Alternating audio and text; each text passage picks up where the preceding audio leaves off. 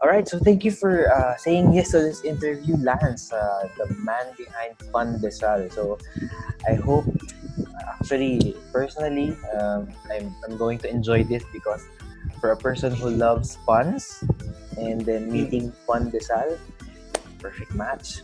Perfect match. Lance, thank you for saying yes.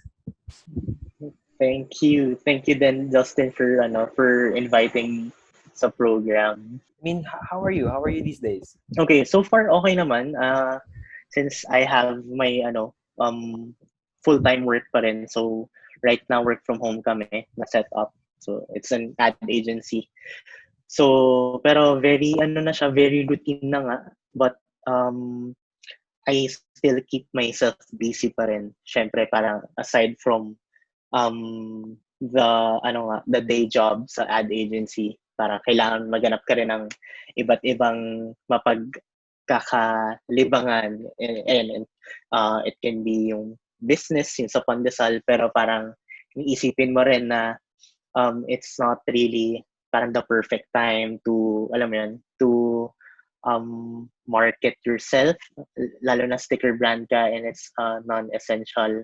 So may mga challenges. So you really have to look for other projects na you can work on. Yeah, I mean, as much as we love stickers, of course, pero yun nga, Mm-mm. with the current situation, hindi mo na Yeah. siya parang, pero still, there are still, of course, avenues for it. But before we really dive into this, can you shortly introduce yourself muna? Because, of course, I've done an introduction of who you are, but we'd like to hear it straight from who you are. So, Lance. So hi, I'm Lance Florentino. I am a graphic designer and I am the one-man team behind the sticker brand Pundesal. Pero I am not full-time sa Pundesal. So by day, I am a designer for Evident. It's a digital marketing and PR agency in Makati. So they're very short and Yeah, I mean, mabuti rin, ano? I guess mabuti rin at this point na some of us would really have some steady cash flow, especially with what's happening. mm-mm. So, Yes. I'd like to focus and zoom in to your pandesal because Mm-mm. sabi ko nga, I'm a fan of puns. At the same time, now, we have this sort of sticker culture in the Philippines, but I'd like to hear it first on how how did you even start pandesal and what was the inspiration behind? I actually started the brand with my ex-partner, ex-girlfriend. It's around parang April 2016. So, I was waiting for my graduation nung time na yon, and siya naman naghihintay ng OJT niya, or parang nag-OJT na ata siya during that time.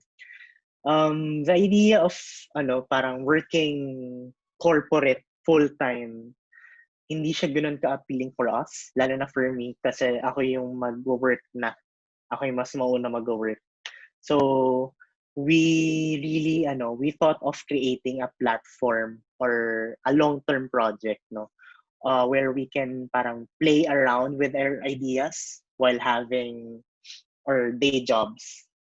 Tapos, so while playing around with our ideas, pwede kami mag-goof around. Parang ganun yung idea niya nung iniisip namin. So, we wanted to create, tinawag namin siyang para creative playground. For us, we called it creative playground. So, yun yung idea. Pero nung time na yun, April 2016, wala pa siyang form. Hindi pa namin alam kung ano siya. Pero, yun yung gusto namin ma-achieve. So, fast forward mga siguro a month. So nasa coffee shop kami sa Capitolio. The coffee shop was Epic Cafe yata yan. And nasa counter na kami nun. Tapos bibili na kami ng drinks. So nakita namin sa may display shelf yung coffee shop, yung sa counter, ng stickers ng Fine Time Studios, if you're familiar with the brand. So they create really great stickers. So nung nakita namin yung stickers nila, tawan-tawa kami. Kasi ang ganda ng content, tapos ang ganda rin nung pagka-design talaga. And parang after a long time, this is around 2016, ngayon lang uli ako nakakita ng stickers, na nagbebenta ng stickers.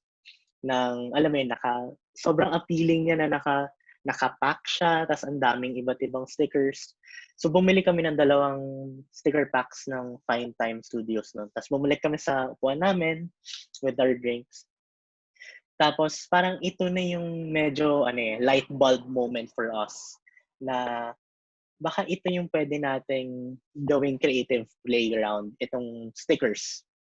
So, inisip namin na pwede nating ilagay dito yung mga natin, inside jokes. Kasi kami, mahilig kami mag-joke around, tapos mahilig kami sa puns, especially and sa wordplay in general. So, sabi namin, very perfect din tong stickers kasi sino bang may ayaw ng stickers? Parang ako wala akong nakakilala na ayaw ko ng stickers, ganyan. Parang very, siya very light-hearted yung stickers and alam mo yun, it brings nostalgia for us, lalo na mga batang 90s, ganyan. So, parang it also reflects yung purpose na gusto namin gawin dun sa brand, which is to share yung inside jokes namin to other people. And we all know na yung stickers, very small siya and it's easily shared to other people.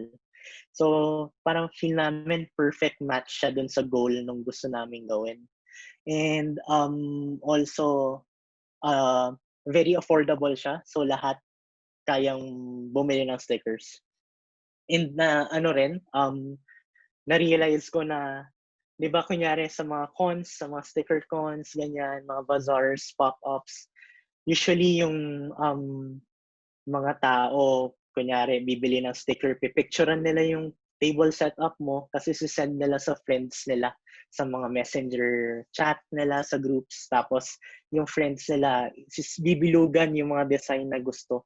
So, parang parang yung behavior pa lang, malalaman mo na, yun nga, stickers are easily shared to other people. So, we finally decided to create the brand. So, we thought, syempre, yung first is, anong pangalan? So, we named it Pundesal. Very obvious naman kung bakit, dahil sa puns. And we also wanted a very Pinoy name. So, pero ngayon, actually, I find it challenging or limiting na rin naming the brand Pundesal kasi most of the stickers na I'm designing now, hindi na siya talagang puns. It's more of just wordplay. And very specific kasi yung puns, no? Pero parang, syempre, ayoko naman magbago ng pangalan kasi medyo may history na rin behind that.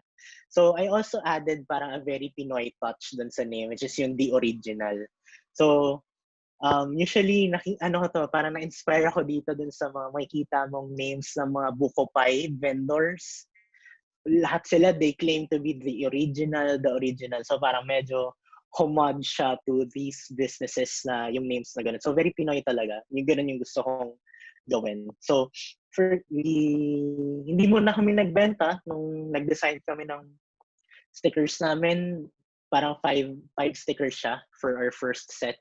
Hindi muna namin siya binenta. Binigay muna namin siya sa friends namin kasi we really wanted to check out first ano yung parang feedback nila. So, parang 20 sets yon, tapos pinamigay namin. So, medyo okay naman yung naging feedback. Tapos, yun nga, very very cheap nga in terms of costing or yung kailangan mong ilabas na pera. Kasi yung capital namin was around, I think, 500 to 1,000 pesos to produce 20 sets of 5 stickers each set. Tapos kasama na doon packaging and all. And so lahat yun digitally printed. Tapos yun, so nung okay yung naging feedback, doon na kami nag-start na, okay, gawa na tayo ng Instagram. Baka, medyo, baka mag-click yung idea na to. Kasi nung time 2016, hindi siya ganun, yung puns as a sticker content, hindi pa siya ganun ka dami yung gumagawa. So, doon nagsimula siya. Ang galing pala nung story nyo because upon listening to it, parang it was very organic at the same time. It's very natural. Mm-hmm. Kasi nga, in reality, Filipinos like puns. Although, someone told me na in advertising field, puns is the lowest form of copywriting. But It's something that we really relate to because by nature, I guess the Filipinos, us, by Filipinos, parang di ako Filipino. I mean, us Filipinos, we are parang happy by in nature, kumbaga. So, Mm. nakaka-relate yung mga tao sa fun. So, because of that, I really see Pundesal as one of the parang for me lang naman. Hopefully it is, diba? Parang I don't have data on this, so please. So for me, parang Pandesal is one of the parang frontrunner brands when it comes to the sticker culture in the Philippines. Because meron 'di ba? Parang nung bang sinimulan mo yung Pandesal, meron ng sticker con by that time. Wala pang sticker con. I think nag-start yung sticker con 2018 eh. Oh, Parang 'di ba? ganun. 'Di ba? So parang before the sticker con actually happened, you were there. So I could say that you were really front running these things. And what can you say about the sticker culture here in the Philippines? So, okay. Sticker culture, parang gusto ko muna medyo uh, go back in time, no? So, when you say stickers kasi, parang madalas is associate siya. Kahit sa mga articles na gumagawa, kunyari nag-feature ng mga sticker brands sa Philippines, madalas is associate yung stickers sa 90s, no? 90s culture.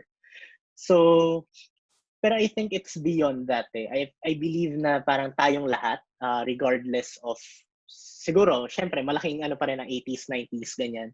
Pero growing up, nagkaroon na tayo ng, for lack of better term, exposure no, sa stickers.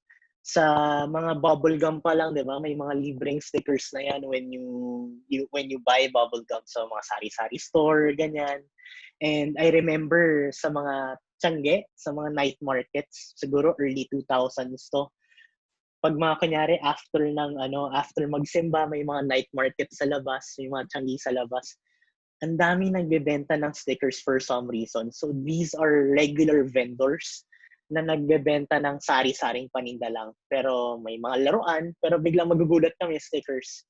Tapos, yung mga stickers nung time na yon, naalala ko parang Pokemon, Teletubbies, Dragon Ball, Voltes 5. Tapos mostly off-color pa kasi syempre hindi naman talaga to mga designed by talagang sticker designers, no? So parang siguro probably na-rip off lang siya from somewhere, from an art na ginawa somewhere. Pero yun yung parang first exposure ko sa stickers. Tapos for me din, parang feel ko hindi naman talaga nawala yung interest ng tao sa stickers growing up. I think nagkaroon lang ng nung time na we're growing up, baka may yung content na gusto natin, hindi natin nakikita sa format ng stickers. So, siguro rin wala ring enough sticker makers as compared to now. Pero parang yun na iniisip ko na baka yung kunyari, ako nahilig ako sa wrestling for WWE, WWF. Wala naman ako nakitang stickers nung time na I'm growing up, no? So parang feel ko, kaya medyo nakalimutan ko yung stickers or parang hindi ako naging as invested as compared nung bata ko. Pero nung, I guess, nag-boom uli siya, hindi ko sure, pero I think it would be 2015, 2014, 2015 siguro. Kasi doon ko na nakita yon yung Fine Time Studios, si Dialogo, Couch, Juan. So, yung ang dami, medyo marami-rami na rin nung time na yon na nagulat ako nung, ang dami palang gumagawa ng stickers. Tapos na-realize ko rin na itong mga brands na to ngayon, hindi naman sila nag-start as sticker makers talaga. Usually, nag-start sila merchandise na, kunyari, mga shirt yung binibenta.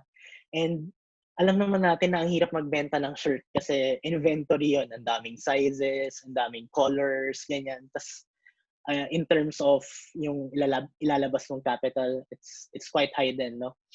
And parang siguro nakita yung stickers as a form of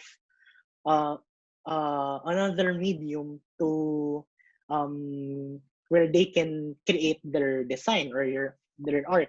So kasi sa stickers nga, mas mura siya i-produce, mas madali ipakalat sa ibang tao. So, parang feel ko ganun din yung naging thinking or logic behind these brands na nauna.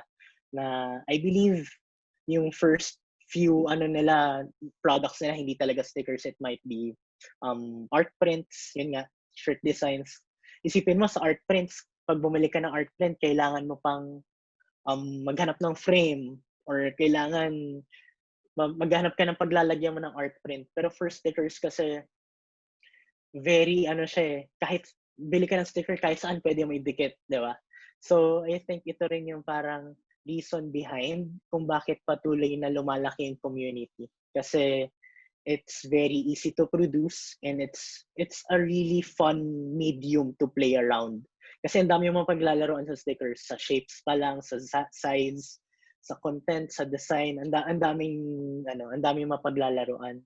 And ngayon, 2020, sobrang dami na ng sticker makers. Pasok ka lang sa mga craft stores like Hey Kessie, Craft Central, Common Room. Ang dami ng makers no na makikita. Actually, nitong ECQ, isa sa mga naging project ko was to build a community for sticker makers and sticker designers. So gumawa ako ng Facebook group. Siguro nung March, nung nagkasa-start lang ng ECQ. So, it's exclusive to sticker designers in the Philippines. So, una nag-invite muna ako ng mga nakasama ko sa bazaars, na friends ko on Facebook. Tapos, parang 10 lang ata kami. Tapos na parang we're around 150 na. And we're sharing tips. Kunyari sa bazaars, ano yung mga tips, ano yung mga hindi mo dapat kalimutan. We're sharing parang mga resources. We're sharing, kung kunyari may events, ano yung mga pwede namin gawin, lalo na may crisis ngayon, paano pwedeng possible sales channel, or basta iba-ibang actually sobrang natuwa ako kasi mas naging active na yung members ngayon. Kasi alam natin yung artist very introverted sila, di ba? So, I mean tayo very talaga in nature introverts, pero parang natuwa ako na lahat nagko-contribute na rin ng mga kanya-kanyang experience, and it's very nice to um communicate and to connect with fellow makers aside from communicating and connecting to your market. So I think hindi siya fad eh. Kala ko nung una yung sticker making fad siya. Pero I think patuloy siya mag-grow kasi ang dami pang pwedeng explore for in terms of sticker making. Yeah, with that kasi, parang the reason why I'm also interested with sticker making is because I have a friend, his name is BK Peña, si Bernard Peña. So he was also interviewed for this show. Staple din siya sa mga sticker con, comic kit, mga ganun. And what I learned from him is that stickers, kasi, because you've said production is cheap, thus, yung selling mo, it's relatively cheap din. So, when there are events, yun yung pinakamabilis maubos because it's relatively cheap. So, parang you have this sense of, uy, may nabili ako dito sa event. Kahit sticker lang siya for that person. Pero again, may nabili siya, di ba? So, parang it's happy feel na yon dun sa bumibili. And what you're doing really is, building a community like that and having a specific culture. That's a subculture in itself, and it's really nice that you're building it. And good job dun sa pag continue even if we're not really physically doing it, diba? So yun.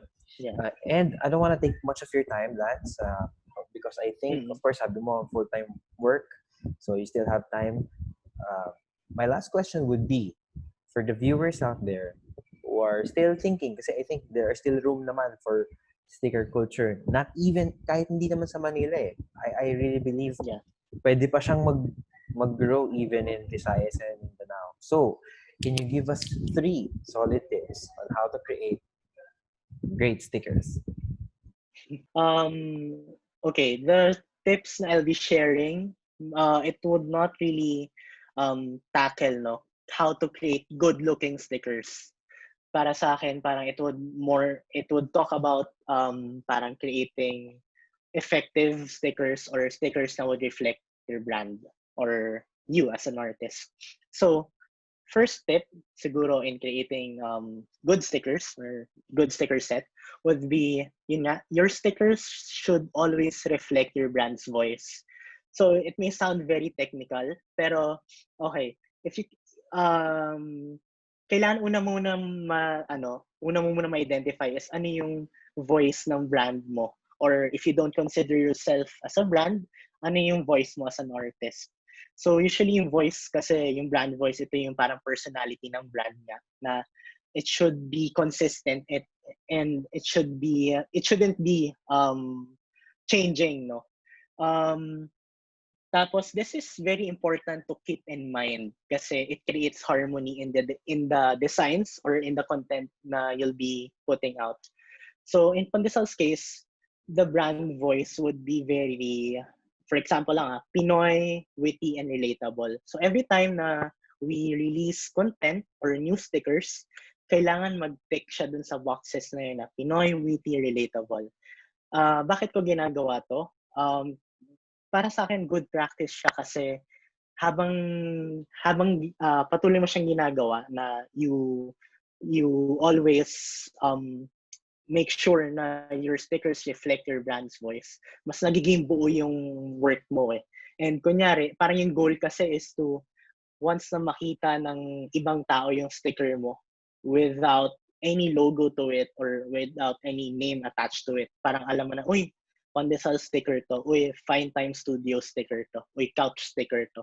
So not just in the art style itself, but also in the content, no? So parang it's all about being consistent sa voice or dun sa nilalabas mong content. So very important siya for me. So another tip would be keep the idea simple. So very simple lang din yung explanation to this. We always encounter stickers in passing. So nakita mo yung stickers sa nakadikit sa laptop ng isang gumagamit na, magamit ang laptop sa isang coffee shop. Makita mo yung sticker sa likod ng phone na nagte-text habang may iniintay na ride. Or makita mo yung sticker sa isang parang wall habang nagko-commute. So lahat ng encounter mo sa stickers in passing siya.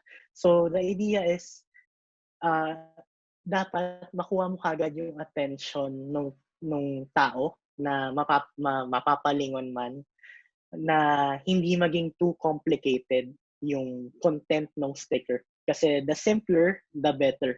Pero yun nga, kailangan yung challenging part is how to make it catchy pa rin, no? Kasi syempre hindi pwedeng simple lang. Kailangan meron pa rin medyo twist na mapapalingon sila pangalawang beses. So, yun yung second tip. Keep the idea simple. So, for the third tip, ito, lately ko lang din siya na-apply. Don't be afraid to create something very niche. For me kasi, laging may market na kahit maliit yan, kahit small lang yung community. Kunyari, gagawa ka ng isang sticker set na tungkol sa, gumawa kami ng sticker set tungkol sa Breaking Bad. So, hindi naman ganun karami yung nanonood ng Breaking Bad sa Pilipinas as compared to Game of Thrones, Friends, How I Met, or other series, no? Pero, there's always a market to it. And yung good, good takeaway is you're able to tap into a market na possible hindi pa may kilala ng brand mo. You're able to tap to them in terms of releasing something na interested sila. Kasi they might not be interested in puns or in wordplay, pero they might be interested in Breaking Bad or in Friends. Pero syempre, yung third tip na don't be afraid to create something very niche would always go back to the first tip na sinabi ko, na syempre kailangan magre-reflect pa rin yung brand voice mo kahit gumawa ka ng niche na bagay or na sticker set. Kunyari, yun nga, sa example namin, yung Breaking Bad, kailangan pa rin namin lagyan ng Pundesal twist to it. Kailangan Filipino pa rin siya. Kailangan, syempre, witty pa rin siya. And kailangan very relatable pa rin. So, yan. For me, those are yung tips na masishare ko. So, actually, it might not work for everyone, no? Kasi iba-iba naman talaga yung diskarte. It really depends on your brand and your branding as an artist or a sticker designer. So, pero based on experience, ito yung mga nag-work for Pundesal. So, there. Wow, Lance, that was I actually took notes. I took notes because for me, I mean, of course, we as designers, we have our own niche in terms of what we do. And parang lately ko lang naisip na parang mag-try into stickers. That's why this helped me, and I hope this will help others as well. So there, thank you so much for your time, Lance. I know you're busy, but you still gave us time, so thank you so much. And even Thank you, Dustin. your last tips, your last tips are very concise and at the same time bullet points. So there. So as what I always say to all people who I meet, kasi ito, first time pa lang natin mag-meet, diba? So, again, Yeah. why I'm thankful. So, I hope to see you after the quarantine. So, there. I hope to see you after the quarantine. Have some physical distancing perhaps, but, still, when it's all said and done, I hope that I get to meet you after the quarantine. So, there. Thank you. Same. And also, I'll place the links that you have. Where kahit portfolio or even your Pundesal, of course, I'll place it in the description below. So again, thank you so much. And okay, thank you. All right, thank you. Bye.